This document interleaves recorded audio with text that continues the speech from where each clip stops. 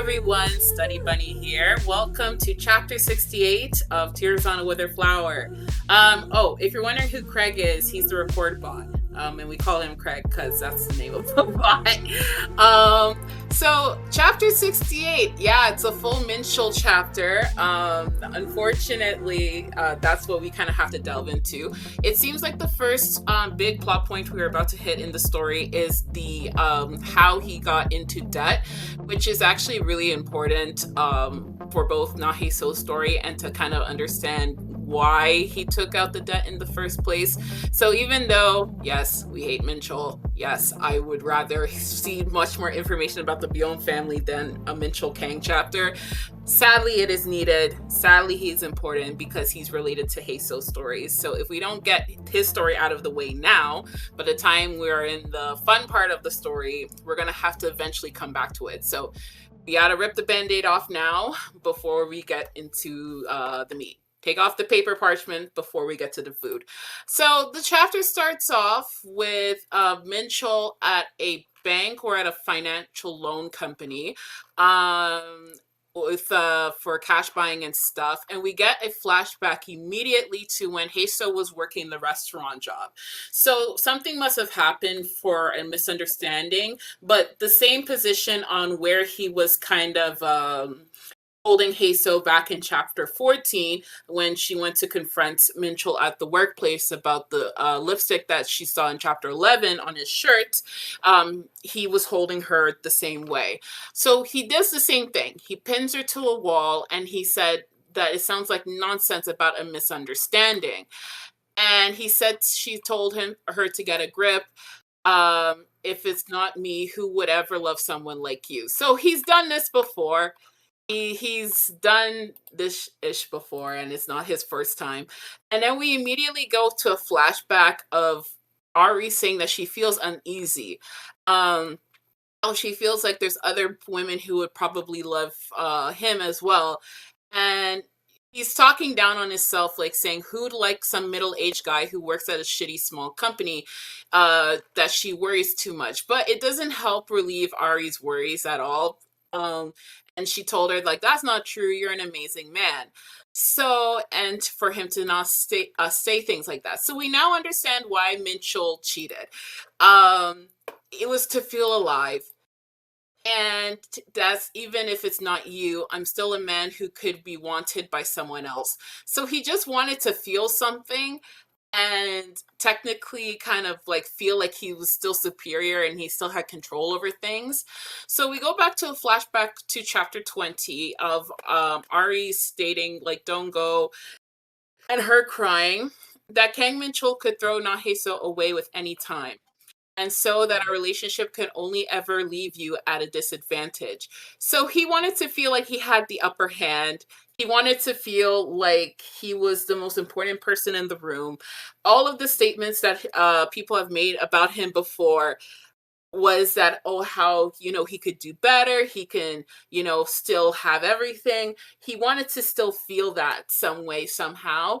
And technically, the only reason why he wanted to cheat on Hae Soo was to make her feel upset, not to comfort her or to make her happy or to make her feel at ease, but it was to make himself feel important and to kind of quote unquote remind Hae Soo that, oh, I can leave at any time, so she can value the relationship, when in reality she's always has valued the relationship.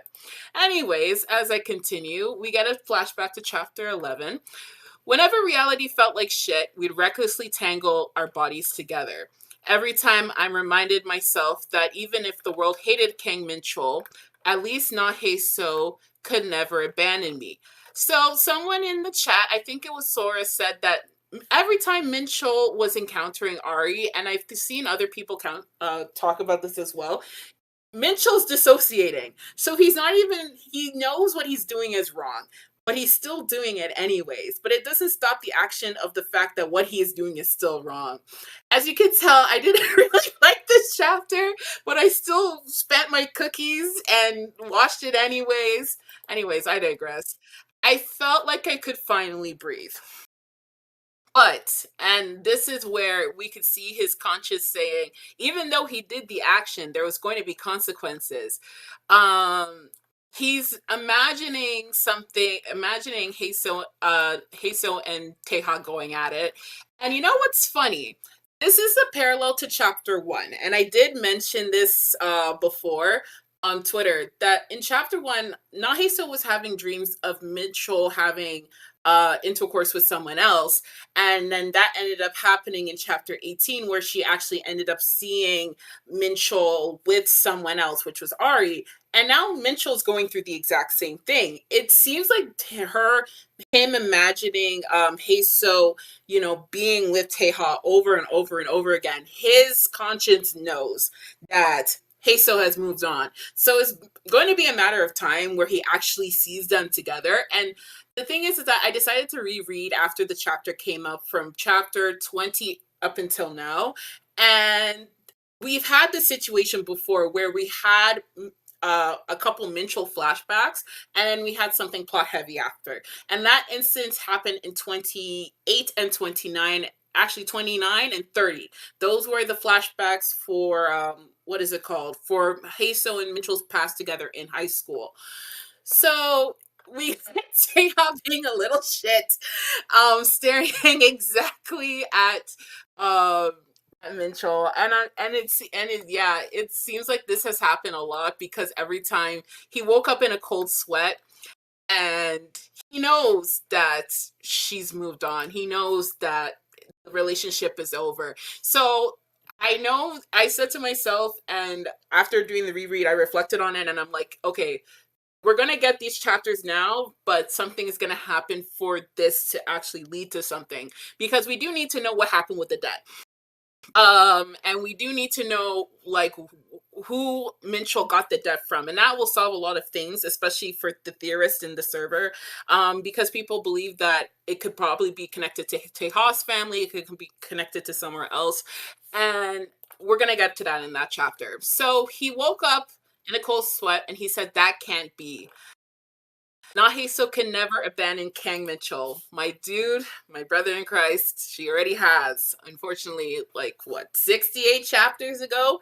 What, 68 minus 18 chapters ago? Like, she's already abandoned you, my friend. So we go to another flashback, another point in time in the past where Ari is doing what she always does, and it's basically confronting him and asking where did she go? You took a half day off without even telling me. And I realized that this was in chapter 56. Remember in chapter 56 where it was before the whole confrontation and the whole fight with Taeha, and Mincheol went to go take off a half day.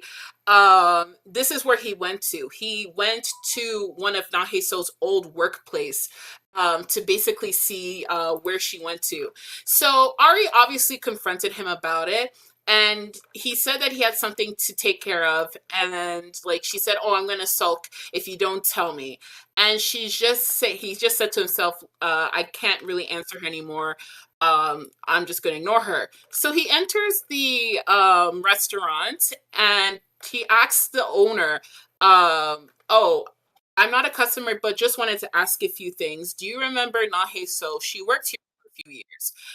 And the guy was like, oh yeah, Na Hae Soo, Na Hae Soo, yes, I remember that young lady.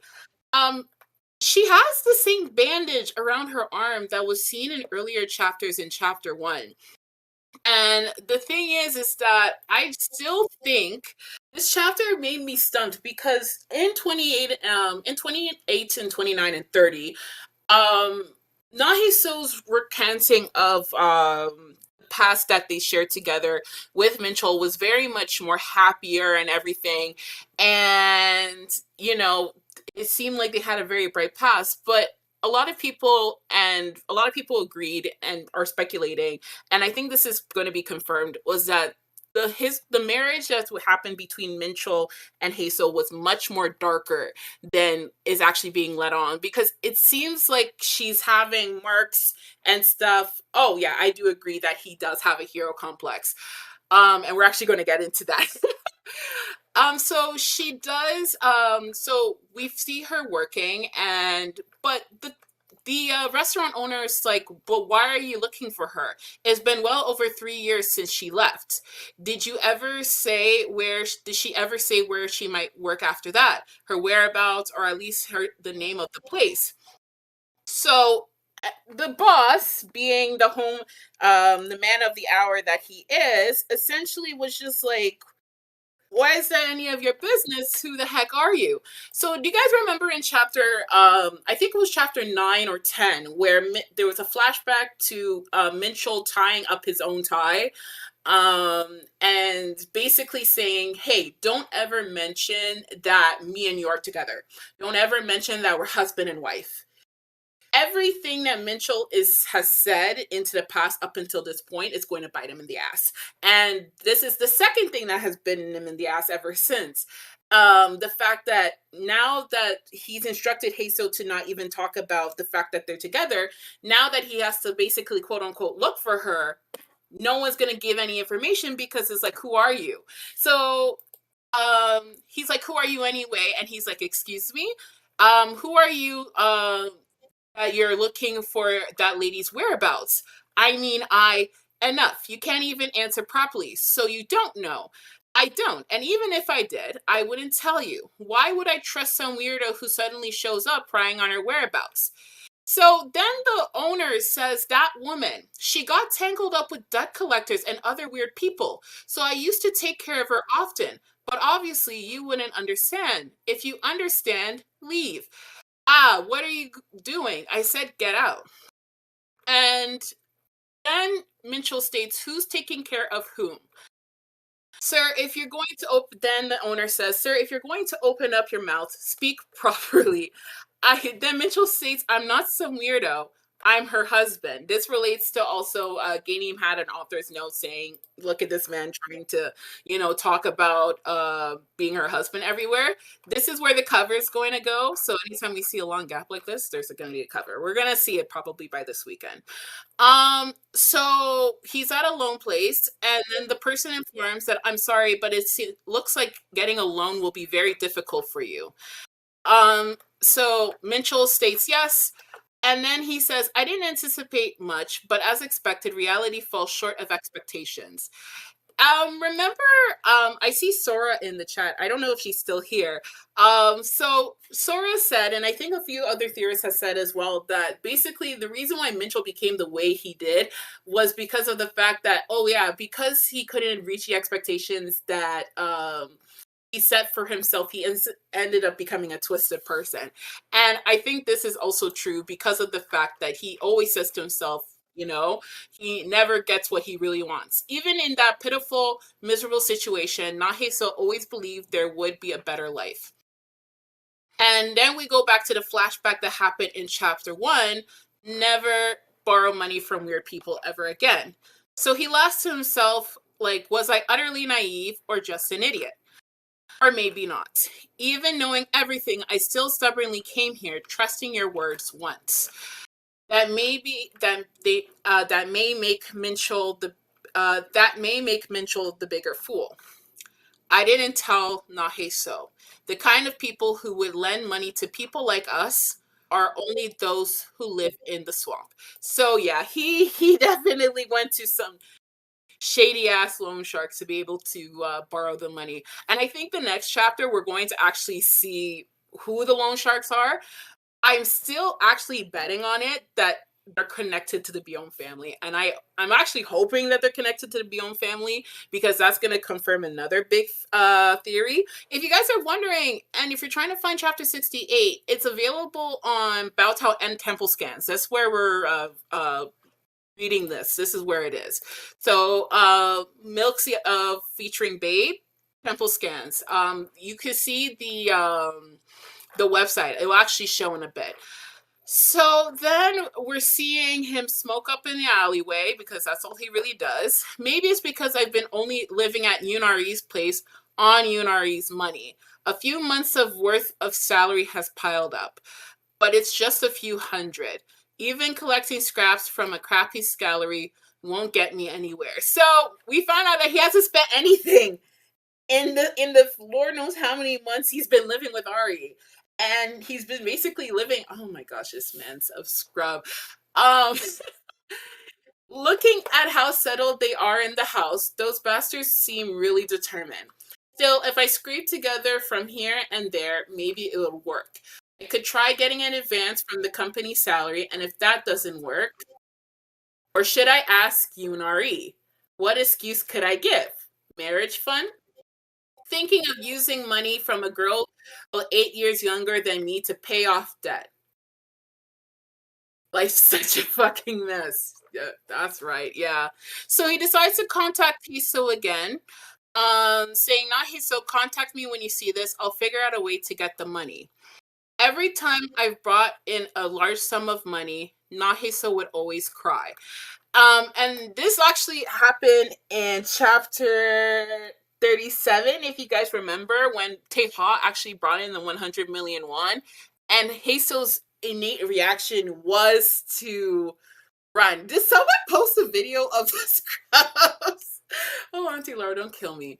So we get a flashback into Mincheol's past, and I think, and to disclose, the reason why we're getting this is because for the last, like, what, 2 3 months, there has been like 60 70 people in the neighbor comments who are like, oh, I want to see Mincheol's past, I want to see Mincheol's past, I want to see Mincheol's past, I want to see Mincheol's past.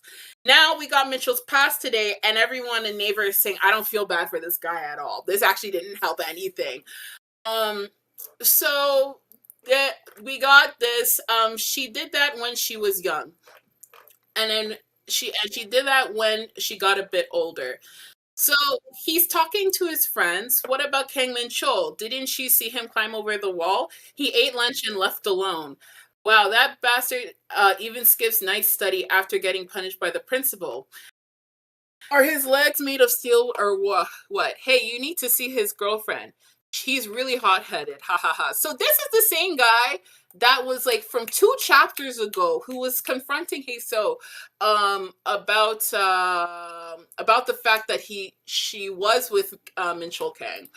And the guys were saying like she's really pretty, no wonder he wants to see her every day.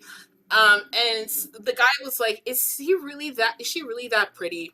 So the guy is like talking down on her, and everyone can know that when a guy kind of insults you, just by the way that he was kind of acting a bit, his insults don't mean anything because Loki, I think this guy has a bit of a crush on her, but I digress. Like, he's saying that she's so tacky, even the way she acts looks like a loser. Hey, honestly, she's pretty.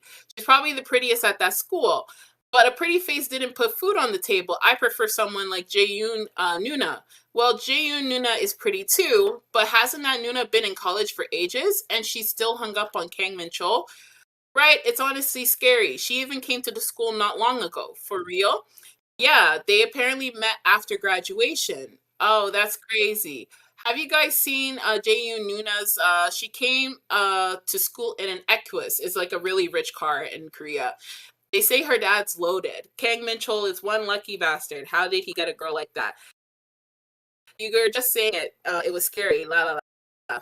If you were jealous, why not ask her to date you instead of Kang Mincheol? Um, so he's watching the guys again, and then he's thinking about like their interaction together and her smiling. And honestly, he's so pretty. Who else wouldn't have a crush on her? Honestly, anyone would. So everyone is just saying they're all effing crazy. To me, she's pretty. So then we got a flashback, another point in time to him working that construction job we saw back in chapter 29. So he's talking to that guy and he's like, if you want to go to college, you need to study. Why are you working your ass off here? And he's like, I'm already doing well. He's like, sure, I bet you are. So the Sunung or the Koreans or the CSAT or the Koreans SATs are coming up. And he's like, I'm already at the level I need to get into my first choice school. And he's like, oh, you have an answer for everything. Go get your diploma, land a decent job, and then take care of your wife. With that girl you're seeing, her name, and he's just saying, oh my gosh, I'm getting nagged so much. And then he's like joking, like, oh, did you get hit with menopause? Da da da da da. So he's saying that I've saved up the money for tuition, and then we end off the chapter here. So if anybody is wondering where we got the episode from, it's on the screen. Honestly, this is the best website for the translation. And yeah, so go to the next page. I think you'll find it. I think everyone's trying to help her. Okay, but that is the end of the chapter. And Yeah. it was saying, like, look at this, look at Mincheol basically calling himself her husband everywhere she goes, everywhere he goes. But that's the end of the chapter. All right. If you're looking for the chapter, this is what you do. If you can see it, so you're going to go here. Oh, it just popped up. But you should be able to see it when you go to the side. How do you block the pop-ups? Unfortunately, you got to pay. I'm so sorry about that. Get a But VPN. try to get a VPN. And you should be able to block all the pop-ups. But also, what is it called? Baotao, I know, has it.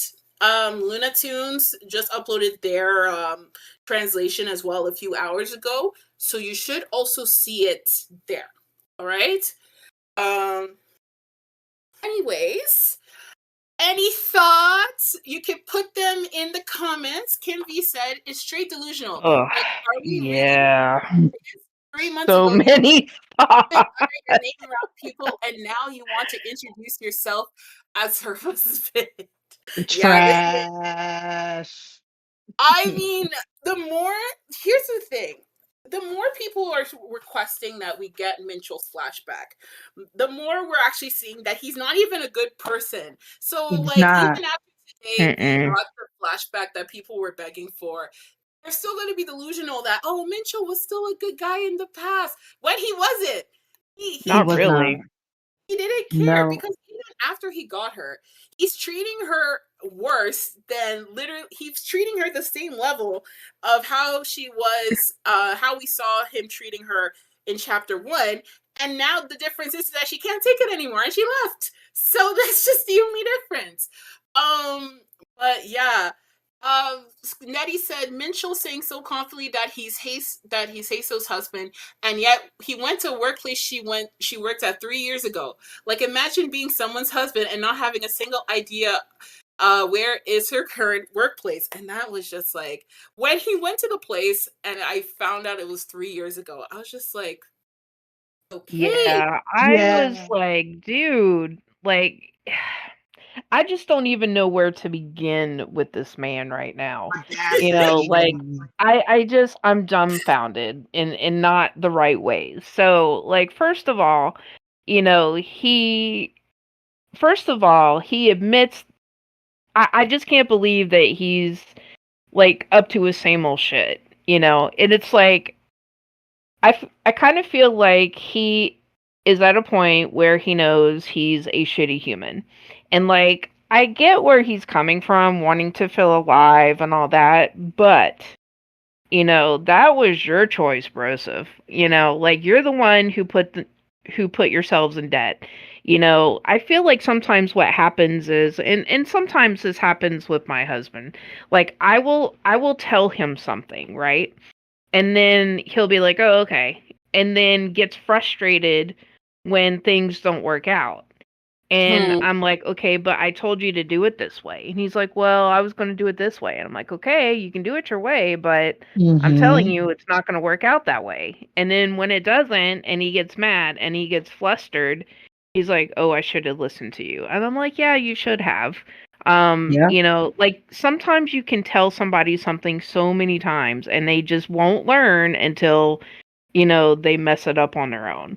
Like the whole thing with the debt. Like, I get where he's coming from, because it is hard to get any kind of loan when you're very low income, but I feel like Hae Soo already knew about that because of what little bit we know about her father, with him, being, like, addicted to gambling. So I'm sure she knows a lot about debt collectors, and the fact that Min Shit did not even like bother to, you know, listen to her opinion and her experience. I mean, that just speaks volumes. Like Mintrash is the type of person who thinks he's smarter than everybody else, and you can't tell him Hmm. nothing. That's how it comes across to me. You Accurate know, said, oh, I'm so sorry. Accurate stated that it could probably be a midlife crisis. What it's do you not guys think? possible because he's not midlife. So he doesn't get that. He's just gotten past quarter life. He ain't there yet. 30 ain't midlife, y'all. The way he moves, it may be his midlife, it may be his end of life, the way that he moves. But I'm gonna tell you something right now. There is a saying in my dear Black community: a hard head makes a soft ass. A Hmm. hard Oh, head really yes. does make a soft ass. And here's the thing with Minchaw. And I'm gonna compare Minchaw against Na Hae Soo. Minchaw had Mm, it started off his childhood with a hard life. He lost his parents, he lost his grandparents, right? But mhm, in the interim, because everyone knows there's this handsome, sweet, sweet boy, he was accustomed to getting glazed by everybody because he's this golden boy. Now, when it was time for someone to lock in and like you are alone, you're going to have to do hard work to get where you want. Instead of being like, I'm gonna lock in, I'm gonna do what I need to do to take care of myself when it got tough, and it didn't even have to get tough because you could see him ditching school at lunch. Nice. I was not asking him to do that. He's mhm. coming to school late and getting in trouble. He's ditching class, not studying, so he can go work a menial job. These are decisions that he's making, and I know for a fact that Nahiso is not asking him to do this. Now, when the times got rough, instead of him actually like locking in and doing exactly what Naheso did, he decided to collapse in on himself like an exploding star because he was used to being a star, but when a star dies out, it has no more light.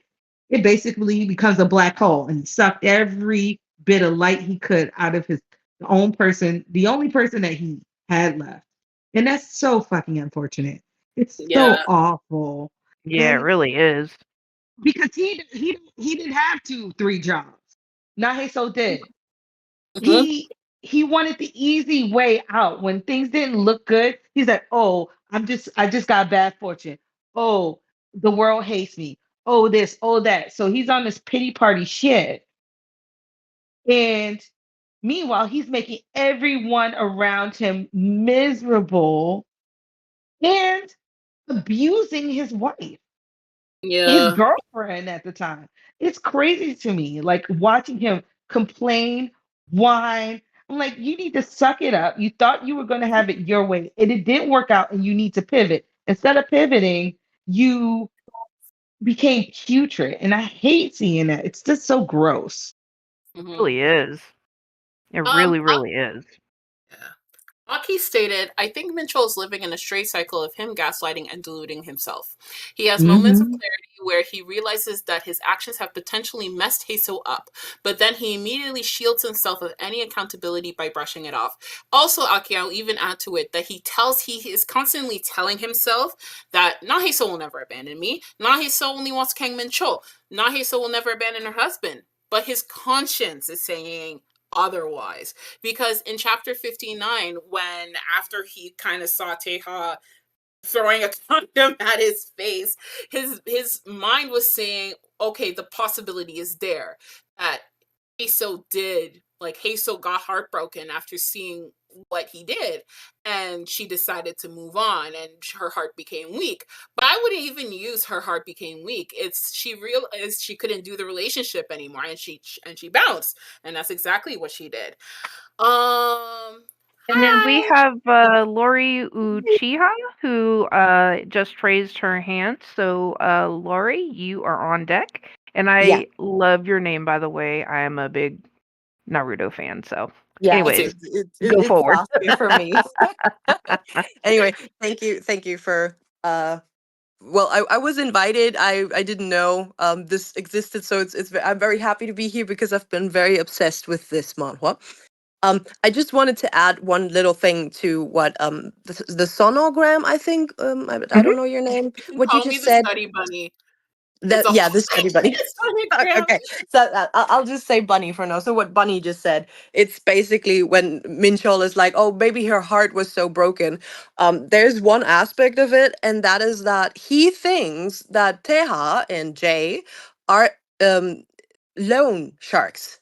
They came Yes. in there because of money and they took her. Like he's assuming nobody ever confirmed anything, but he thinks that his wife, ex-wife, whatever, was forcibly taken by dudes who want money due to a problem that he caused. So it's not Mhm. just that she gave up. He literally sees his possession taken away. Like Yeah, Yes. men I normally agree with only that. react when it's like he doesn't care about her, right? She's with Ari most of the time. She works, she cooks, she does everything. She's become a ghost in her own home, and he doesn't really see that. He doesn't really appreciate it. And suddenly she's gone. There's another dude in there, but he's probably not Mhm. doing it like consensually, and that doesn't even matter to him. What matters is she's gone. Yep. And now Mhm. I have to go come and get her back, even though I didn't care before. It's like it's my toy. I put it somewhere. I don't like it. I destroyed it. I did a lot of things to it. Now someone else came to play with it. It doesn't matter if she likes it or not. Now I want it back.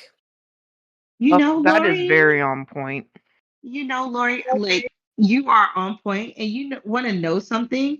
When Minchell visited the apartment while Lee J and Teha were there, Lee J told Minchell that you need to find your wife before we find her.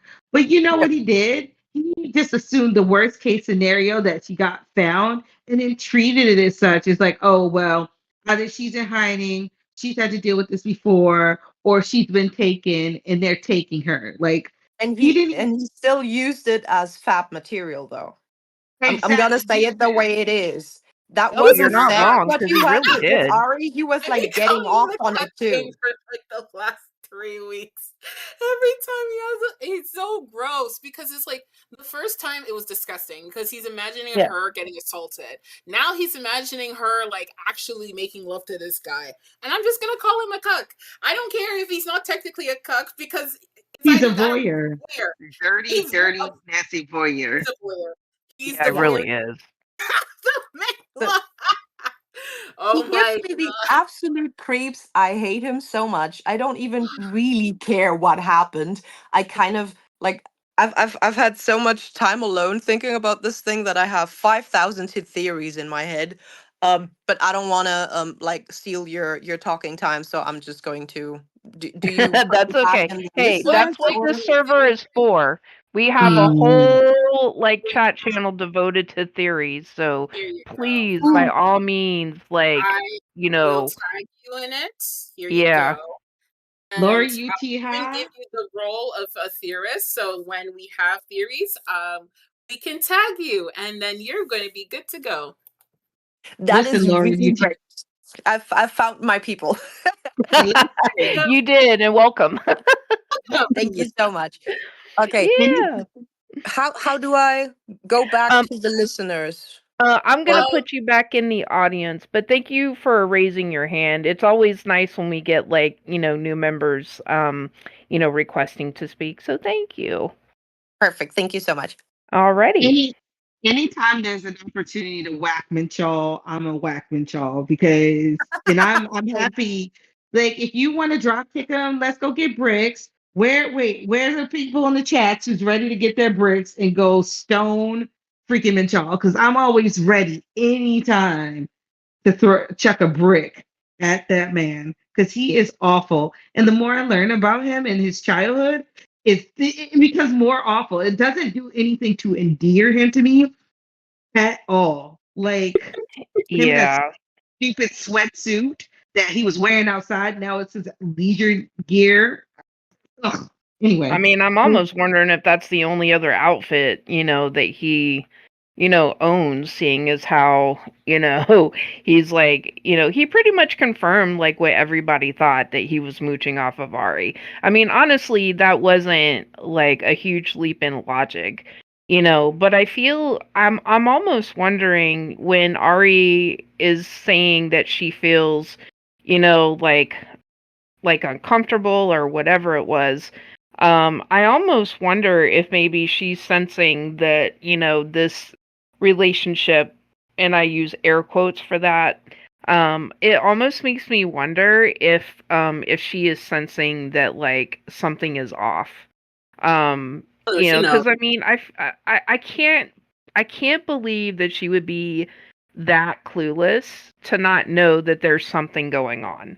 You know, I don't know. Maybe it's Well, just me. Maybe I'm reading too much into it, but I just really feel like, with the way that she reacted towards her friend in the last chapter, and then Yeah. compared to like how she's feeling now, I feel like she kind of knows. I think it's not enough for her to like just acknowledge that she cares for him more than he does for her, but I feel like now is where she's starting to sense it. Like, and the Aki thing. says, oh, so, oh, go ahead, Study Oh no, Buddy, and go then for I'll it. say what Aki. Go for it. Go for it. Go for it. Go for it.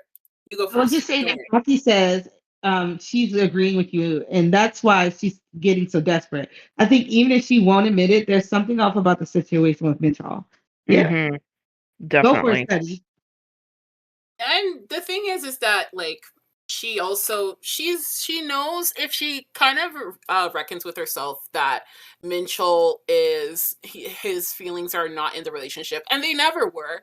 But she is gonna have to admit to herself that she was completely delusional about the actual status of the relationship, because for Mm-hmm. her this was a committed relationship. This is a relationship that's going to be serious. It'll relate to a marriage. And if she just finds out that he was just with her because he was egged on by the older coworkers at her workplace, she's going to feel very dumb to herself, and she's going to feel very naive and desperate. And that's something that I don't think is going to be able to kind of like live with herself with, because she's cutting off her friends and everything. But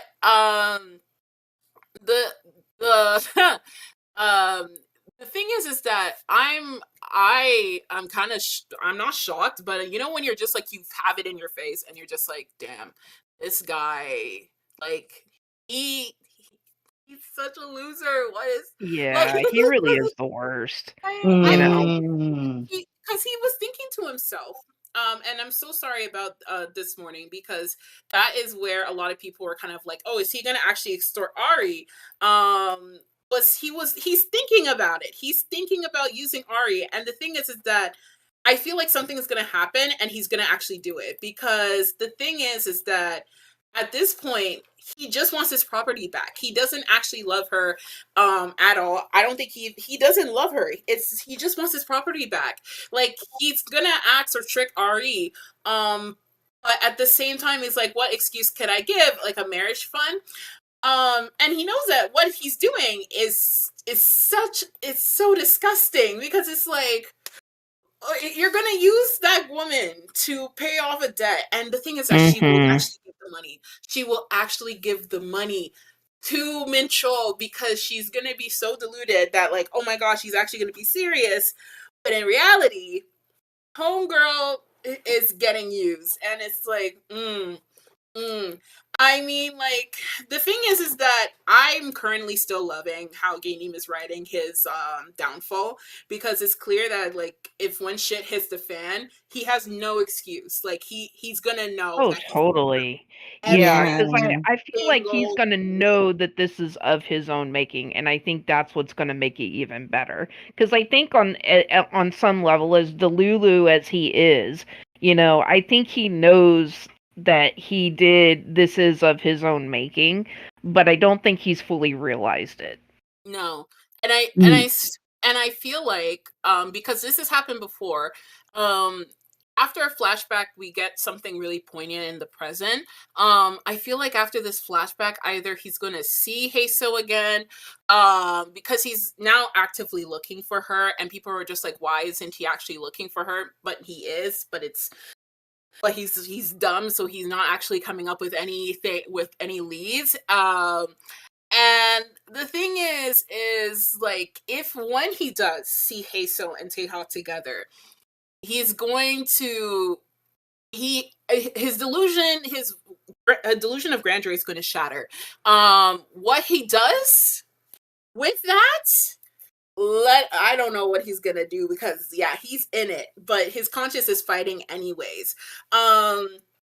But yeah, he couldn't even fathom the possibility that he's blocked. Lo, he can't even fathom the possibility that she's moved on. Claude, that's the thing. Like when we're seeing this boy, he thinks that Hae Soo still belongs to her, to him, and it's not even out of like, oh my gosh, I care for this person. It's like, oh my gosh, my property is gone. And it's so disgusting to me. I don't even know why that's Yeah, pissing me off a it lot really more than is. it is. Yeah. I sat in my room and I'm just like, this man doesn't like her at all. And this poor woman has sacrificed so much for him, her youth, her comfortability, her belief in love. And he just thinks of her as a toy to like play around with. He doesn't actually love her. And I don't even think he actually loved her in the first place. I will I give it a think shot. I I think he kind of did, though. it, You know, it I wasn't think. out of like Let authenticity me though. It was maybe like not, but this is what I think. And I'm going to hmm. interject real quick, and I'm so sorry. No, it's okay. So I kind of feel like maybe he thought he was in love with her, you know, because you can think that you're in love with someone. You can, you know, because emotions are real, like, you know, or at least that's what he thought. And I Mm-hmm. think he's with her at this point.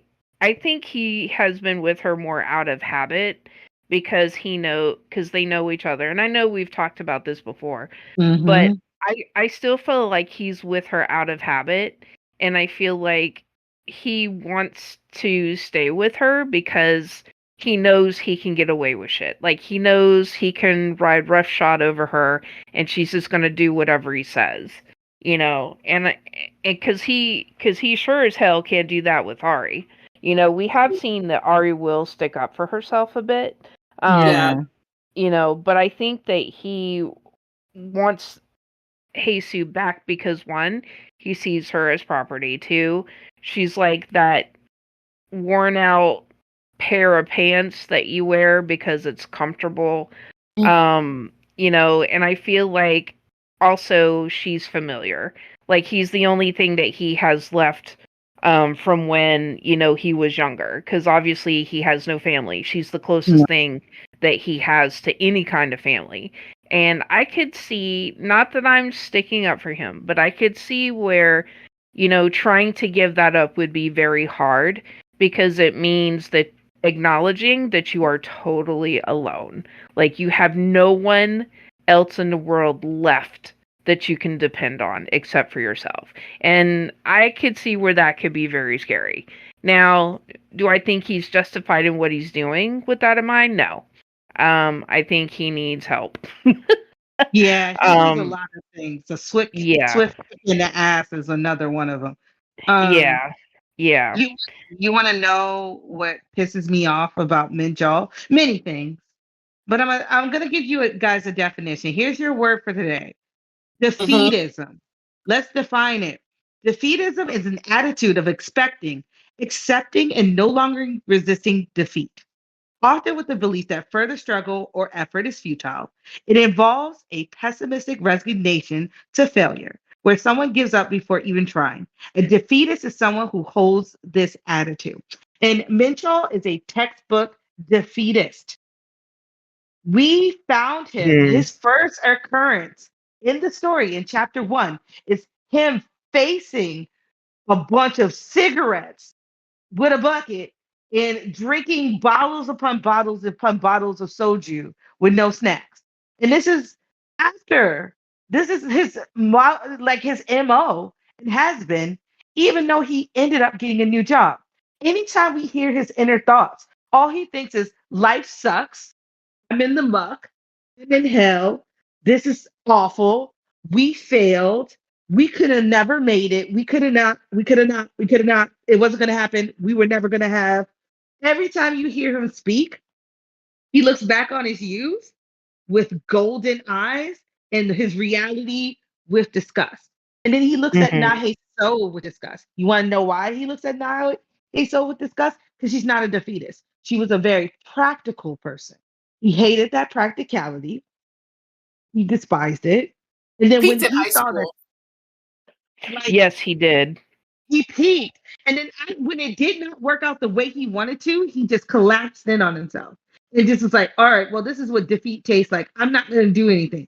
And then now he's so like, well, I'm going to put my nose to the stone and I'm going to grind out for us. And she did. And he hated her for it because she didn't lean into whatever delusion he had about being rich. She didn't lean into. And the delusion about being defeated, she didn't lean into. And she had every reason to want to. She had the shittiest life. Like, it's And crazy then to me. Lori is back on deck whenever you're ready. Sorry. I agree with everything you just said, digital girl.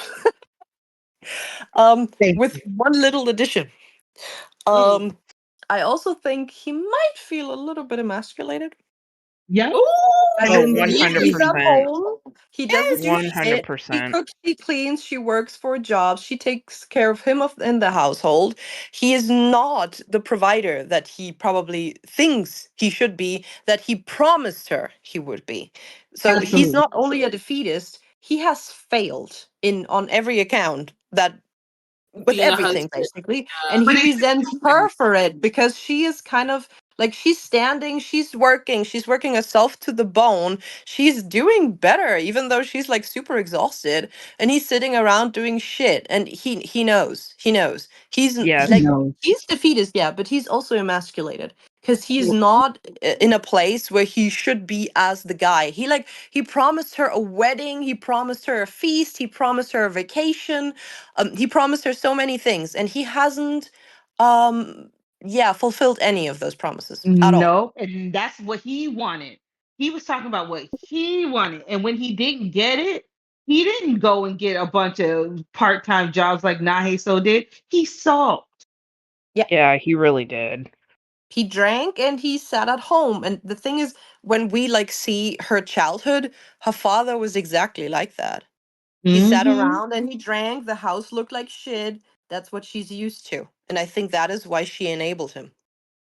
Yeah, Um, I think that's on brand. yeah. And I also think it's because too, she probably didn't want to rock the boat, because when you're in a household where there are unstable adults, you're gonna pick up real quick on their moods, just because you don't want to bear the brunt of like whatever abuse or behavior they're gonna aim at you. So I have a feeling she gave in to him a lot just to kind of keep the peace.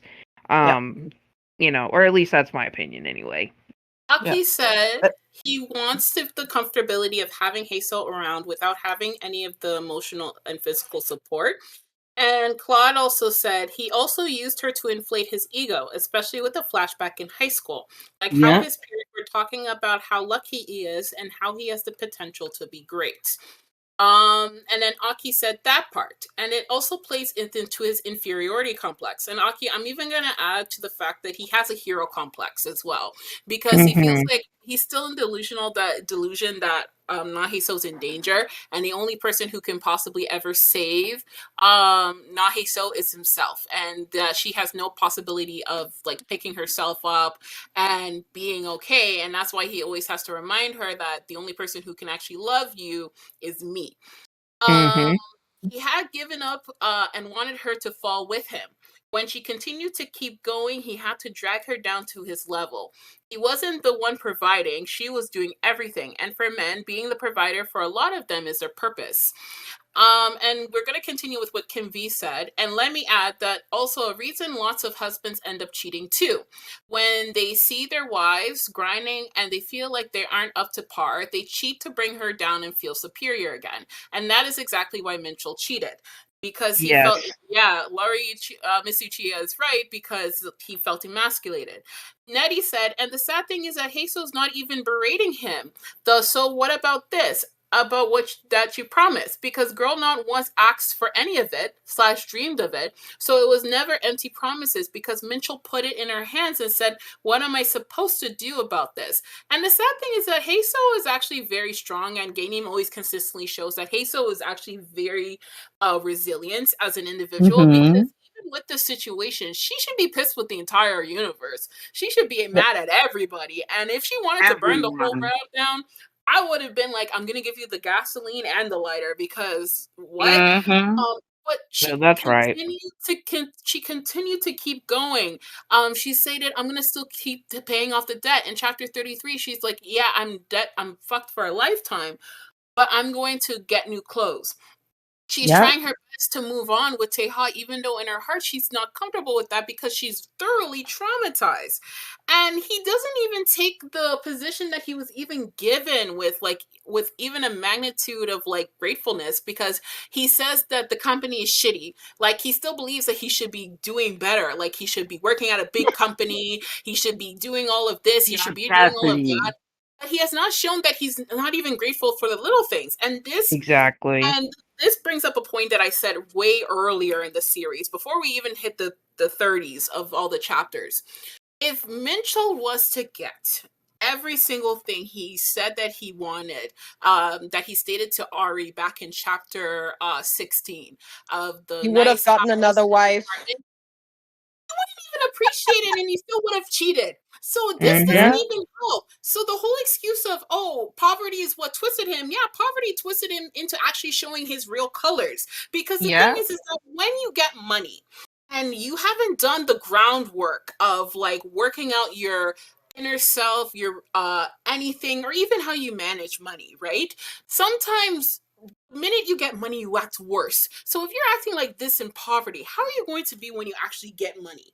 You're not going to act well. He's going to think that, oh, now that I make a lot of money, Na Hae Soo isn't making as much money and doesn't work hard. I'm smarter than Na Hae Soo, so I can move on and do whatever I want. And he's still going to cheat on her. So even if he was doing well in his life, he would still mistreat Hae Soo. In fact, the worst thing would be Hae Soo would feel like she can't move on because, oh, Mincheol's treating me to a good life. That's the difference it would have made.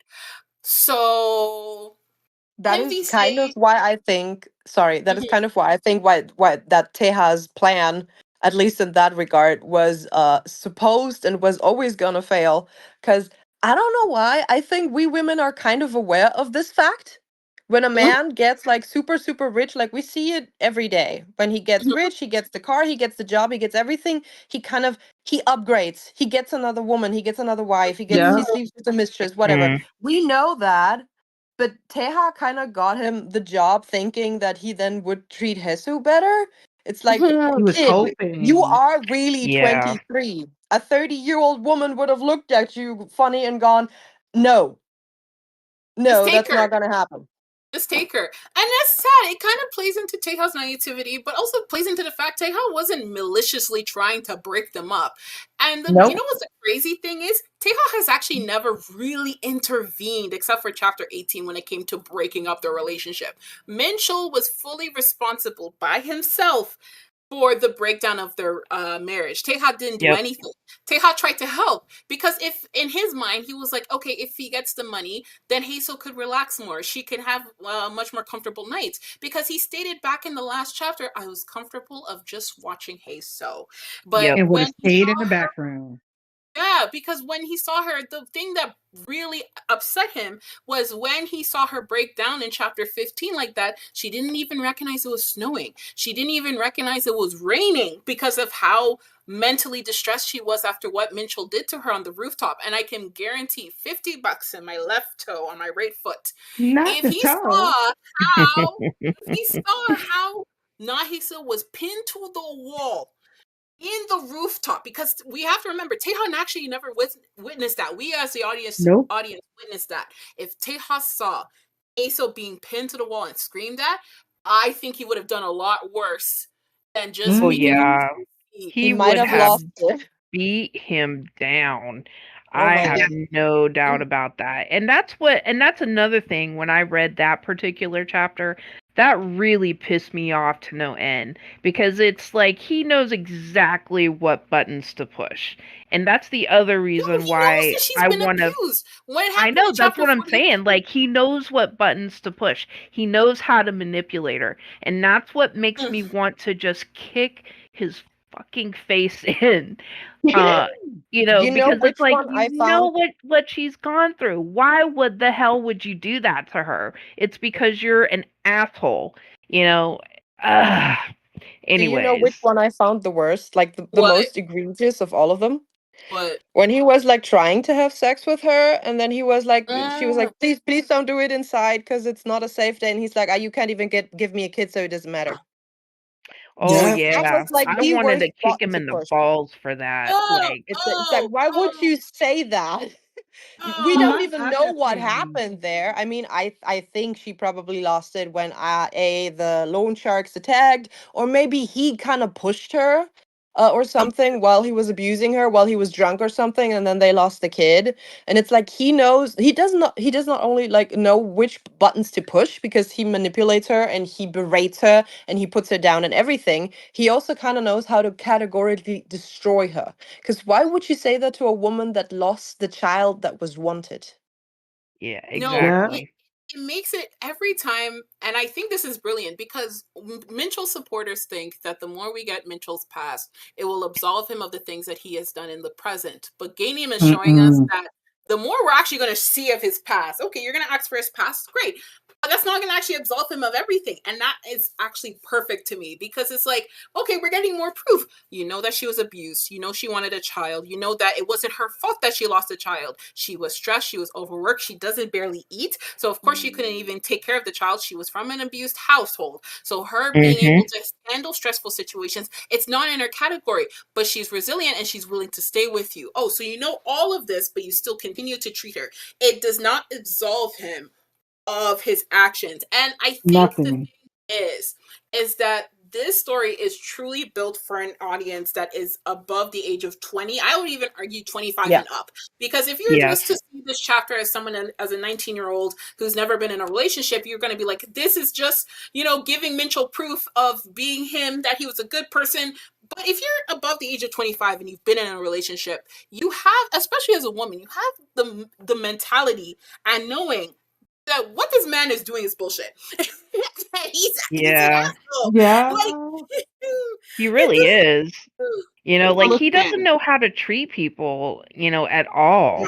No. Like, even if you look at his interactions with his coworkers, like, they really don't Yeah. like him. And it's because he thinks he's smarter and better than everyone. Well, Yep. sir, if you were really better, you wouldn't be at a crappy low-paying job. Yeah, anyways. It's Let not let even me a Okay. stop crappy before I go job. off on another rant. It is Sorry, guys. not even you know what? It's not even a crappy job. He's an ingrate. He's a fucking ingrate because Yeah. you did not earn that job. You got that Mm-mm. job off the strength of a guardian Yes. angel, but you don't even Uh-huh. appreciate that job.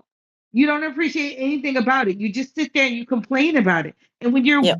now ex-wife wants to ask about it to support you, to even have a conversation with you, you just snap at her to the point where you made her cry. And I was just like, Nice. you are a piece of trash. And going back to what you said, Study Buddy, in Lori, the fact that he had the audacity and the unmitted gall to try to have sex with his wife on the floor yet again before Mm. he went to go see his side chick and got irritated when she asked for the one thing he should have done to use a condom because it's not like she was very unwilling to have sex with Minchal. She literally had 3 to 4 jobs. And he's like, "You are frigid. You don't want to have sex. You don't want to do anything with me. You're not cute. You're cute as a brick." All this stuff, insulting, stressing her out, and she You was wonder why she willing to doesn't have. want to. And you wonder why she doesn't want to bang you because we know And this just girl likes sex. Exactly. We know she likes sex. Oh, she's actually freaky. But you with any woman, and if for all the girls in this chat, girls and guys in this chat who are less than the age of 25, You have to do the emotional work before you get the physical.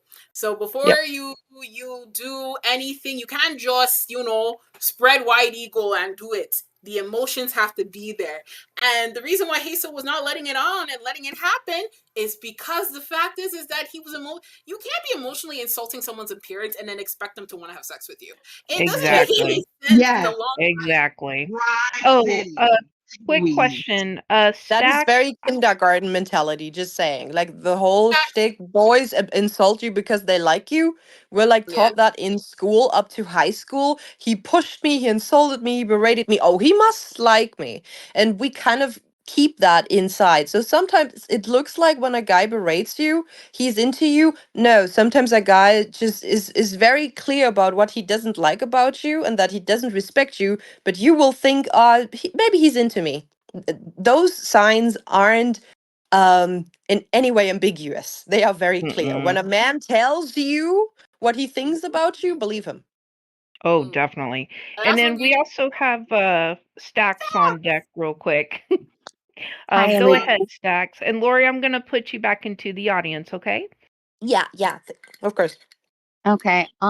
So I do have a question. My question is, some people on the chat, and like theorists, like whatever you want to call it, are saying that chapter 69 is significant just because of the number. Okay, that's number one. Number two, do you think that we're going to have a resume on another flashback, like to be continued, like another flashback, or like is chapter 69 significant as people say it is? The fun thing, I think one of the fun things about this story, for me is fun, is that we can't actually like thoroughly predict every single thing that's happening in the chapter, because if it's full on predictability and we think like, oh my gosh, this is going to happen, ABC is going to happen exactly the way we think it is, it's going to get boring, because we're like, okay, Mm-hmm. now we're just waiting for this point to happen, waiting for this point to happen. The last time I thought a chapter was not going to be important, and it was when 49 came out, and then I thought, okay, chapter 50 was just going to be one little small thing, and then it actually turned out to be one of the most plot heavy chapters within the entire series. Yep. Well, I can't Mhm. actually thoroughly say, because if chapter 69 gives us the background to the debt, that would be extremely significant, because that's a massive plot thing that we've been waiting for so many chapters, because that gives us insight into kind of, first and foremost, if the Bion family's connected to it, and secondly, why did Mincheol take out the debt in the first place? Because that is something that has affected Hae Soo ever since she entered her 20s. So I don't actually know, Stacks, to be honest, because I was reading back through all the chapters from 30 onward to now to see basically, like, first and foremost, has the narrative fall off at any point? And the answer is no. It's clear that gae-nim has written out the story in advance, but we don't know what the full story is until all Right. of the chapters have come out. But every Yeah. time we've had a situation that we're like, why is this happening? Why is this happening? Few chapters down the road, we get an explanation onto, oh, this is the reason why. This is the thing that happens. And honestly, I have no idea. I have no idea, Okay, girl. well, speaking about the author, Mhm. do you guys, in your opinion, feel like the author should be on hiatus just based on the chapters being a little bit like less, if you know what I mean? I 'Cause she can started see like Absolutely. that. here, she She started off really really does need to strong in the go beginning. on hiatus. I really feel like she does, because the thing is that one thing that I've noticed with some of these like manhwa creators is that their deadlines are so tight, and the fact that she has Mm-hmm. gone this many chapters, without taking that much of a break is really concerning to me, because like one of my other favorite like actually there's two of my Mm-hmm. favorite manhwas. One is Aesop's That's just Love, one. and then the other is The Duchess in Ruins. Like for The Duchess in Ruins, the creator, like somebody called, like, I guess the cops or something for a welfare check, and then found them like in their apartment, like on the floor unconscious. So, and now it's on indefinite hiatus. So I really, really, really want her to take a break. I want her to be healthy. As much as I enjoy this story, I want her to be healthy, because you can't have a story if you don't have a healthy author. So please, That's gae-nim, true. if you hear us, if you ever listen to our podcast, please take a break. We love you. We'll be here. We trust you. And gae-nim, we trust. And that is, I'm stepping off my soapbox. Yeah. Okay, Oh, you here's know my what? opinion. First and foremost, if you guys don't know, gae-nim officially has two assistants, Akol and Gaia. Gaia has been with gae-nim since the beginning of the story, and then now Akol is just came in chapter 63. But I've actually been looking at the panel numbers. gae-nim hasn't had a panel less than 180 ever since Akol has come onto the team. So she's been able to push out longer chapters ever since the second assistant has come on. I would like gae-nim to take a hiatus just because I think it would be nice for her to just have a break. Because I could tell that she, some of the small details, especially the covers, haven't been coming out on Friday on the dot. So it's clear that she's still even working on the chapter that just came out even after the it has been published. So she's adding the cover, she's adding small details and stuff like that. And if you have Naver and if you compare it to the chapters that are on the scanlations, they look different. They look a bit different because she's adding details right after. And this has happened ever since chapter 30 or so, but she's only taken 2 hiatuses since. I would think that the reason why she's being persistent on taking a hiatus is because she knows that the time she would want to take a long hiatus has not come yet. I think she really wants to stop at a certain point where she feels comfortable of taking like a 2-3 month hiatus, because the problem with hiatuses is that you would want to have almost all of the storylines and stuff covered, right? You don't want to just have like a sudden hiatus. I think she wants to take a season break. So she would want everything that we kind of know of so far in the season, which are a lot of plot points, by the way. And I feel like those plot points take time to be able to be figured out, to just basically be taken care of before she goes on like a 2-3 month break. Because you want to leave off on a nice cliffhanger, but at the same time, you don't want to leave off on a time where it's like, oh my gosh, we still have so many questions. Why are you taking this amount of time off? Because the manga has been #1 in Korea for like almost like 50 weeks now. And the thing is that I don't think she wants to lose that streak until like she's comfortable that there's enough content to be left with for herself to be comfortably like to take a break. I would love her to take a break. I've one time said that she should take a break. But every time like you mention that on Naver, you get heavily lambasted because people are like, no, no, no, no, no, no, no, no. And I think people are scared because the author of Operation True Love, she said, oh, I'm going to take like a 5-month hiatus. And then she was gone for about 1.5 years. So that's just kind of one of the reasons I think people are kind of hesitant. But in my opinion, I think she should take a break. I think she should. Mm-hmm. Yeah. I just I'm feel gonna like ask. sorry. No, go for it. Oh, I said I just feel like there's just like the plot. Like I feel like there's so much like stuff to go through for her to be on hiatus, and I don't know how like she's going to make that happen. Based just like I don't know, for me personally, just in the beginning of the story, I just felt like she started off strong, which makes sense.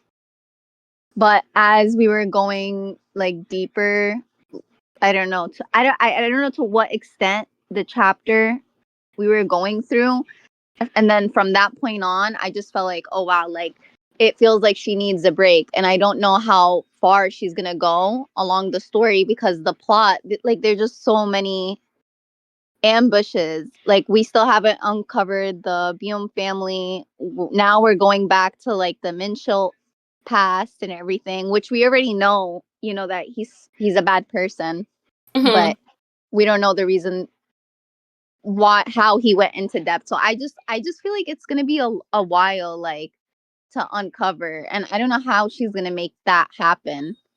May I say I something? mean, like, there's been points where I was just like, kind of like, where is she going with this? I think one of those points was in chapter 36, because I was kind of like, okay, why all of a sudden you're gonna have like this breakup with between the main couple? At this point in time, it feels very random when they just started reconciling their feelings like 6, 7 chapters ago.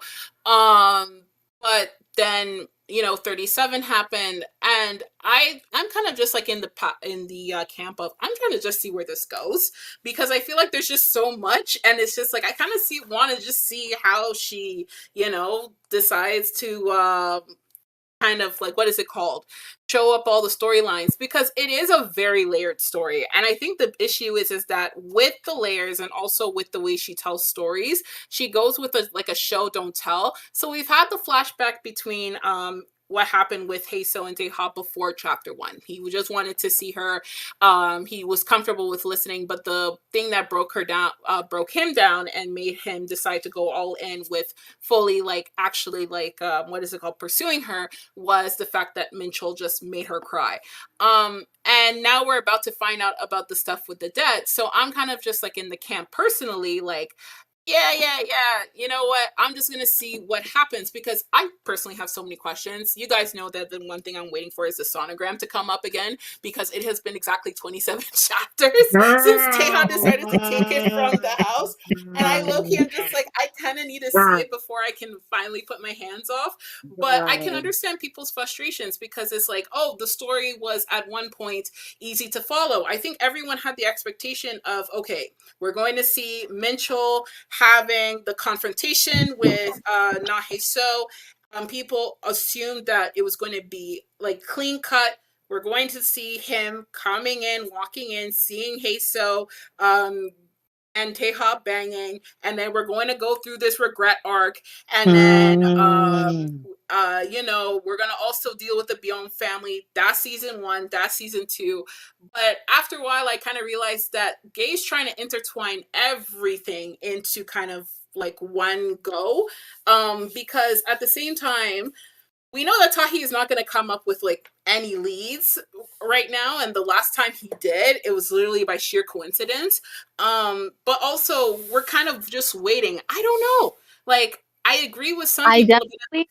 Oh, sorry. I definitely agree with Auntie Laura and you that for you, like you said, you were like, that gae-nim wants to take a break, but it has to be on a specific chapter. Specific chapter, to end the hiatus so she can go back onto it. And Auntie Laura is definitely right about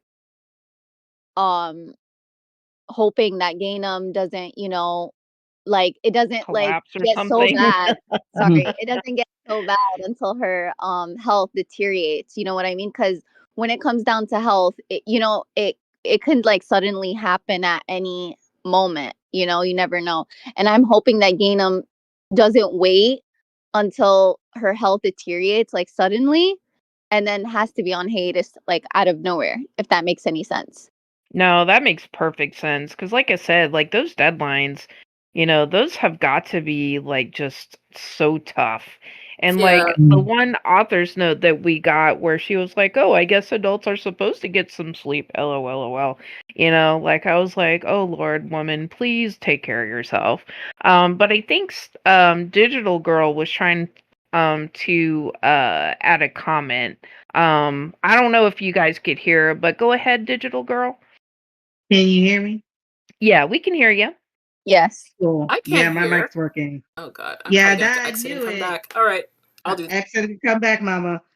Great. So, for the most part, everybody's echoing the same thing, and I feel the same. I've actually seen manga and manhwa artists die before finishing out an actual story. So I absolutely want gae-nim to rest. But my unpopular opinion, and I know for all of us, because we're anxious story readers, right? We're very anxious story readers. We predict, we pay attention, we treat this like a primetime show. We talk about what we think should happen. I think we get too caught up in the spiral of what we think should happen and not what Yeah. it's the author's work. It is the author's work. This is Yeah. their piece of fiction.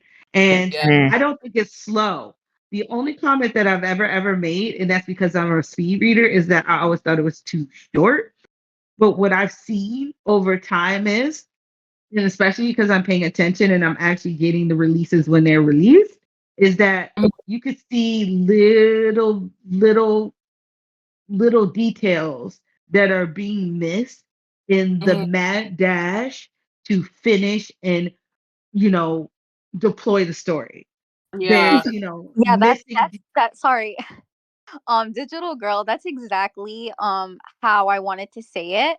Like that's exactly what I was Mhm. thinking, but it probably came off like a little bit different. I didn't insinuate that it was coming out slow, the plot. Like I feel like it's going good, but I just feel like the details and Yeah, like they're degrading. Yeah. just like The Study said, like covers. the covers and everything are, it usually would be on every Friday, and now it's like coming in, I guess, like in the weekend. I'm not really sure, but No, they you're come right. in Sunday, a little bit sometimes after. Monday. And, Yeah, and I'm speaking directly to you. I don't want you to think that. I think it's yeah, all of us. We all have this anxiety around the story because we're so locked in, where we're like, Yeah. well, it's not going at the velocity we want. But then when it goes at the velocity that we think we're accustomed to, then we are all like crying and screaming and vomiting on the floor. yeah. I feel like those little key details, like the inking, the lines, like at one Mm-hmm. point, like Lee J was wearing just a block of black. Like those things, it Oh shows yeah, those little fraying at the edges because this woman or this man or whoever they are, they don't even have to have a gender They're a identity. dog. I don't really care. They're a dog. And dogs have sexes too, but I don't care. They are working really hard to give us a quality story, and they go Mhm. back into Naver and re-upload with all of the details, the sweat, the steam, the smut, the everything we want, but it happens later because they don't have enough time. And yeah. they have That's time. why I said I hope that her health, like everybody knows their body. So if she's feeling like I'm going late, and maybe her health is like not as good, and she's not like Yeah. where she's at right now, I hope she doesn't wait until like something really bad happens, and I then hope that either. It makes me sad because suffer. I really like this story. I want gae-nim to rest. There's three Mhm. things that I said over the period of time since we started these recordings. I think gae-nim should never ever reveal themselves online. I want them to True. lurk. I don't want them to be exposed by to anyone because people are nuts. Yeah, they are. I think they need more rest. Whoever they are, they do need more rest. And I'm just gonna lock in, and I'm gonna ride this puppy out until I get either tossed, concussed, or the story finishes. I don't know where the natural break will happen. I know we Yeah. did get a 1 week break before, and it was because they had health issues and had to go to the doctor. But I don't want that to become the trend. I would prefer them to take a nice little break, Mhm. sleep, enjoy themselves, review their story. In the interim, I'm fine rereading and looking back, but I don't want the author to die in order for me to Yeah. get content. Life is too I Yeah. much. I'm gonna just say something. Like, I think the thing that why people are kind of like what is it called? They are kind of saying, "Oh, I'm confused about the trajectory," is that they have inputted into themselves that like this is going to be the Mm-hmm. natural trajectory of the story. We're gonna get a regret arc. We're gonna get Mincheol regretting. Yeah. Mincheol's gonna roll around everything. People thought it was going to be a very simple story. And I said to myself like a few times that I feel like I'm going to have to one day make an announcement and say, if you're not comfortable with the current pacing of the story, the pacing actually hasn't been slow at all. I feel like what's the issue is that people have so many thoughts and theories that they want to see and they want it to come true, that they are hoping that the next chapter it's going Yeah. to be the thing that answers all their questions. And I've said a few things before, and you guys heard my thoughts. Number one, if we get those answers, we may not like the answers to those questions. Some of those answers are very angsty, right? Like we're talking about Taeha's past. It's looking like Taeha's past is not a very comfortable one to really go through, but it's going to have to be something that is going to take time. And I think it's a case of instant gratification because we want to have that gratification. We want to have those things that give us our dopamine rush. That's what a lot of like Korean readers say it is. Like we want the dopamine rush, we want the cider, we want it to be fast, good, intense all the time. And the thing is that with this type of story, and the reason why I really like this story is that the author takes more time, and I go through rereads constantly, and my memory is really strong as a person. You guys know that. I memorize whole chapters. Is that the author spends time showing us what the characters are thinking. So when they do come to certain points in the story, like the whole fight with Mincheol and Taeha, we knew exactly how Taeha was thinking, and then we knew exactly what Mincheol was thinking. We even knew how Lee Jae was thinking, and how sometimes, like, one of the biggest issues is that if we get to a certain point within the story and we don't know what the character's mindset is, it's going to be a problem because we're going to be like, why did this happen? This doesn't make sense. But when we go back and when we read the chapters, especially a few chapters from now, we realize that it's like, oh yeah, that actually does make sense. This is why the author did this, and this. For example, people were kind of confused on why doesn't Na Hae Soo easily give in to Taeha? That was like the big thing that was happening before chapter 38. People were saying that Na Hae Soo should be willing to be able to sleep with Taeha. But people also were saying she just met this man a few months ago. Also, the fact that she's lying. Secondly, she just got out of a relationship. Something to consider is that the prologue for this series was 18 chapters long. Usually in manhwas, a prologue is like either one chapter or two chapters. The prologue for the story was deep, it was long, but it was necessary because we got the background on everybody who was going to be an essential character within the story. Do I like Mincheol Kang? No, I don't. Do I think that sometimes we need to necessarily have to see him from time to time to understand what's going on? Yes. But Gae has never, first and foremost, given Mincheol forgiveness for what he has done. In fact, she has laughed at him at his own expense because I think she thinks this entire thing is funny. But at the same time, when things come up into the story, we actually finally understand like why it has happened. But also at the same time, the things that we're asking for, it's stuff that has to be overflowed properly. Because, okay, we're talking about someone who has possibly died. So they're a character who has made impact onto the plot, even though they're not even with us anymore. That has to take time. We're about to probably get into the whole thing about the Byeon family being chaebols and what they're connected to. That's going to take time. But if it's not done at the proper time, it could collapse the entire story within a second. And I think the fact that we're getting answers, but we're also being left with questions is not necessarily a bad thing. Because, for example, a story called like Just Twilight, right? Had chaebols. It had a mafia family. It had a gangster family. But we never even touched it once. It went from 1 to 67. And we had 4 chapters of side stories. And the thing is that when I was done the story, yes, the couples were great. Yes, the story was nice. Everything was good. It was cute.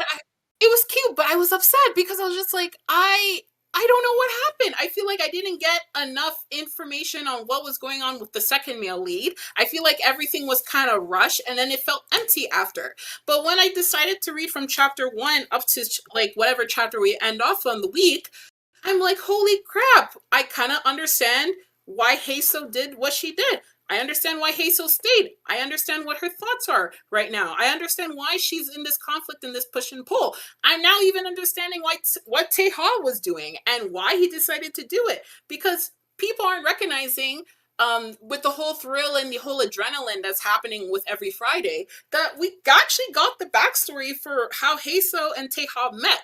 They just met on a one-off encounter. But because we know how Taeha is, we also understand that, like, oh my gosh, like, he he finally found someone who actually cared about him. So his interest Yep. kept on growing, and he just wanted to stick on to that.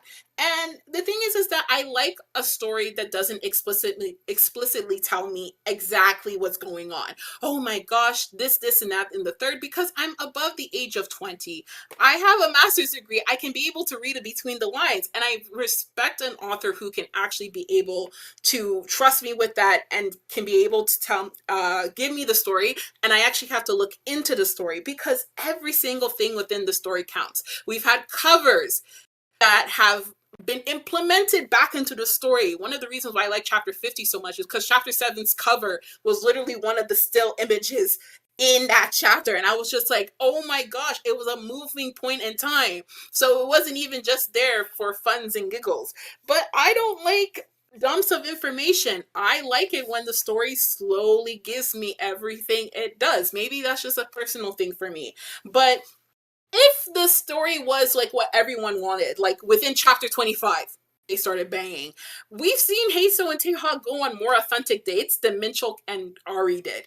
And Yeah. that made the relationship more authentic. It also made their first time even more authentic and more emotionally gratifying for Hae Soo. And then when they started doing it, and people are saying sometimes that like, oh my gosh, we get so many smut chapters. First and foremost, we've only had a total of what? 4 full smut chapters and 2 times where they had smut like in the chapter, but it wasn't even like the entire chapter. And compared to other manhwas, like Absolute Threshold, even Trashy Situation that is compared to Tears on a Withered Flower. Trashy Situation had 8 smut chapters. Absolute Threshold had 20. I mean, it's Absolute Threshold, and you guys know how I feel about that, you know, with the squirting, and I'm just gonna leave that there.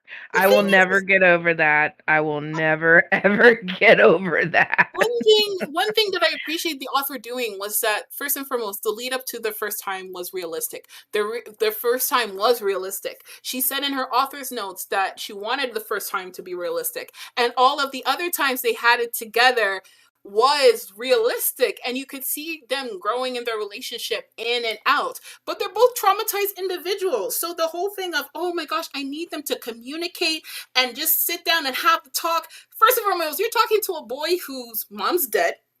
His dad's emotionally neglectful. His brother wants him dead. Okay, how do you expect this boy, who I've studied child development, if you haven't been raised in an environment where you feel comfortable to communicate, you're never going to communicate. Me, I was raised in an environment where mistakes were bad. So when every time I make a mistake, even if it's not even that big of a deal of a mistake, I end up having a fawn response and I want to hide. And then you're looking at Hae Soo. She was abused. She had a boyfriend who became her husband, the only person in her life who gave her affection and love. And that person ended up turning around and abusing her and making her feel weak and disgusted. Things that she probably has heard before, because we also got some flashbacks that she was bullied in high school. And it wasn't even because of anything bad, it was because of jealousy. But she doesn't know that. And then you're looking at these two and you're like, yeah, they're not going to communicate. That actually makes a lot of sense. Like, it's not easy for 2 individuals to communicate, but it's good for the plot because, once you have that figured out, you're just like, okay, it's going to be forced because the dad's going to come in, the brother's probably going to come in. And yeah, we get even more characterizations of everyone. Lee Jae, who's a side character, has a lot of deep characterization. Ari is one of the most polarizing characters within this manhwa. But she could have easily just been the villain who is going to be that mistress who's going to confront the ex-wife and da-da-da-da-da. Every character in this manhwa could have been cliche. We could have had a very cliche story. I feel like people don't actually understand that. This story could have been extremely cliche. But the reason why we love the story so much is because it takes a lot to subvert tropes. It takes a lot to subvert cliches. And cheating is a very cliche thing that happens in josei manhwas. And people don't understand that it could be very quickly done. You could go into that trope. You can lean into that cliche. It could be a very easy cliche to pull off. And it could be like, oh, yeah. He's seeing her have sex with the new man. And oh my gosh, he's crashing out. But now we know Mincheol's a narcissist, and that's actually not going to do anything for him. We know that's not going to do anything for Hae Soo, because one of gae-nim's biggest rules, and she still has followed that rule up until now, is, hey, yeah, Hae Soo is actually important, and her emotional development means everything. That's why when she was not ready to bang, they didn't bang. You know what triggered them banging? It was her. It was her every single time they've had sex. So personally, I feel like if you, and it's not out of malice to anybody who's listening to the podcast, it's not out of malice to anybody. Stacks, I love you, girl. You know that. And no one's shaming you for it. If you need to, you are fully free to marinate the story. Some people are saying, you know what? I'm not comfortable with the pacing that's going on. Maybe that's just a me thing. So I'm going to just, drop the story for a bit and then wait like a year or so. But ironically, after 5 or 6 chapters, there's always something to bring you back, because then you have a theory that's confirmed. You have something that's confirmed. And for me, anyways, personally, every time I reread the story, my memory is so good. I'm not trying to remember things, but I still remember, like, how was the fandom when we were in this point in time? Because every time I go back to chapter 37, I'm just like, I still remember how everything was a week before this happened. We were crashing out. We were just praying for it to happen. I still remember the Spanish fandom making rituals. Oh yeah, I remember. Oh my God. You know how many TikToks I was seeing of people making prayer circles? Yeah, I remember. I think I was one of them. Oh my God, I was remembering. Oh my gosh, I remember the morning it happened. I remember chapter 39, the fact that I was in school. I read the chapter and I could not even think within. Oh my God. Oh my God. This was when we just started the server too. Oh So my the God. server was going completely apeshit. And like I'm at work and I work remotely, and I'm like looking at the leaks, and I'm just like, how am I supposed to work after this now? Oh my gosh. And it's just and it's like, okay guys, I have major FOMO, but I have to log off because I really have to concentrate on my work. Didn't it like shut down or something like that with the server from opening up the chapter? Crashes happen. I know on the high seas, shall we say, yeah, that did happen. It was like everything was crashing because people were just losing their minds over the smut. I mean, it was good smut too, don't get me wrong, but yeah, it was like pure chaos, and we were like, we don't know what to do. So we just wrote it out.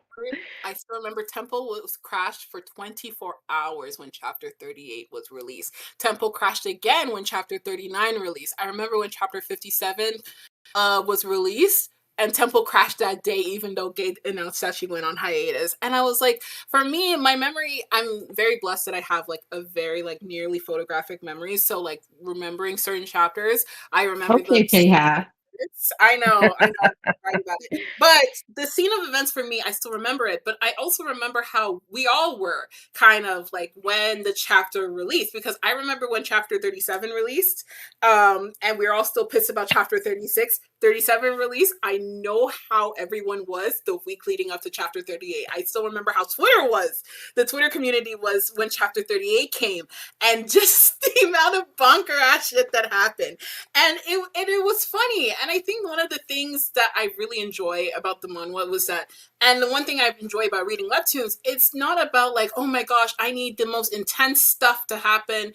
Is that you talk to so many people and you see everyone having the same reaction as you, and it makes the experience 90 times more enjoyable than having like a cliche story. Because if you've read cliche stories, they get boring very fast. You get bored very fast. But the one thing that this story is good is that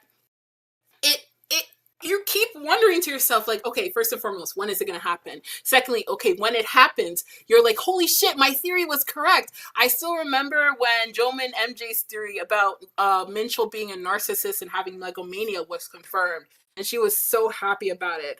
And I still remember when my theory about what was going to happen in chapter 36 happened. And I was just like, shoot, that was my first theory that I made. And I was like, yeah, I'm going to continue doing this. Aki said, I think that's what's cool about the story. It's that it's realistic and it's pacing. This woman grew up in an abusive household and then eventually had an abusive marriage. Her move on from Mincheol super fast and moving on to open and happy with Taeha would have been realistic. Mincheol was all she had, and that trust was betrayed. As much as Taeha has been treating her well, it takes time. I'm happy gae-nim is telling the story the way it is because it's in tune with the process of healing. There are so many good points to discover as well. Rushing through those would be a disservice to the story. So we're seeing this woman grow because I feel like people forget there was a point in time all Hae Soo would wear is turtleneck and jeans. Turtleneck and jeans, turtleneck and jeans. She had one outfit from chapter 1 up to 45. Now she has changed outfits. She hasn't repeated an outfit since chapter 45. So I think first and foremost the pacing is going just fine. But I feel like for everybody, we shouldn't put so much predictions into. I feel like we shouldn't judge the story when the story is not even completed. I feel like once the story is done, that is when we should give our final judgments. But that's just me. And we are actually getting close to wrapping up. And before we do we have any final thoughts or predictions? I predict that the current storyline that we're seeing with Mincheol running about is going to continue into the next chapter. And maybe we'll even see Taeha watching. Because Taeha has not put on the shiesty yet. He hasn't put on the shiesty yet to hit Mincheol's pockets. I want that man to make him suffer because he had to suffer watching. And I can't wait to watch it. Just hit him in the knees with a bat. Get a bat. Hit him. Put him in the Han River. I know the Han River doesn't deserve to have trash like that, but you know, if Mincheol decides, you know, I should end my life, I wouldn't even stop him, you know? I don't want him to die. I want him to live and regret. Yeah, I do too. You know what would be funny? You know what would be funny? If he tries it and Lee Jae's right there to stop him. He tries it down off the bridge and he's full back in. I don't know, man. I really think Lee Jae would just let him have at it. I can talk. I think he just let him do it because he's like, you know what? I don't get paid to guard that guy. You know, I was told to watch him. This is legit what I think Lee Jae logic would be like.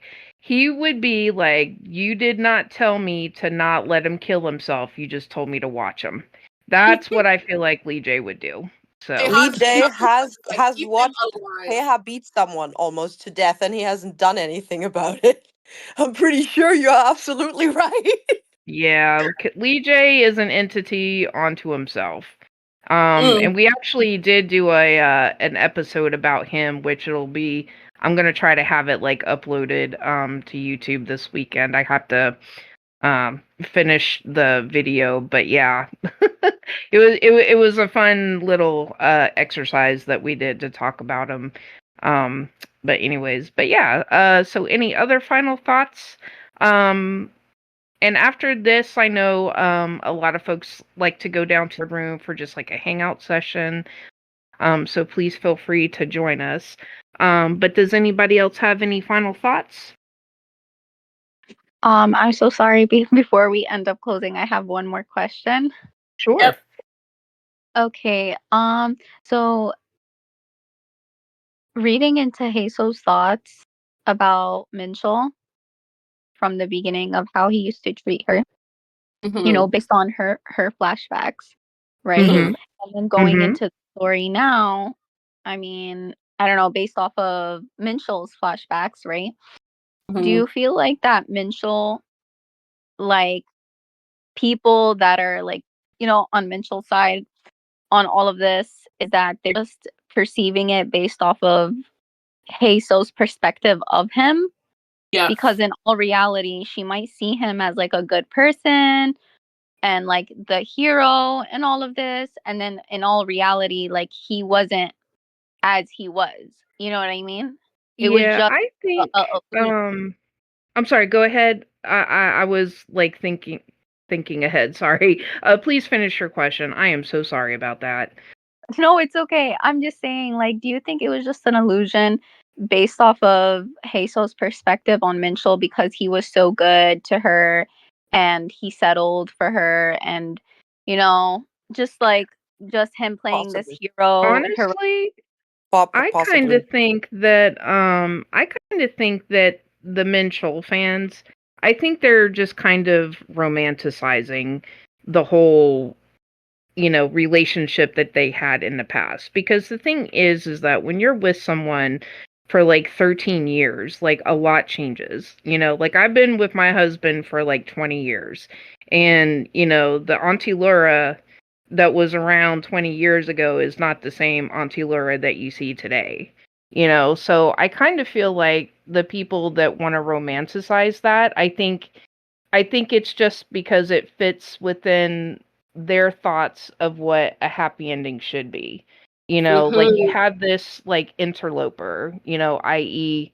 Teha, who is going after a quote unquote married woman, even though her husband, and again, I use quotes on that, um, you know, doesn't, he's basically like trying to steal somebody else's woman.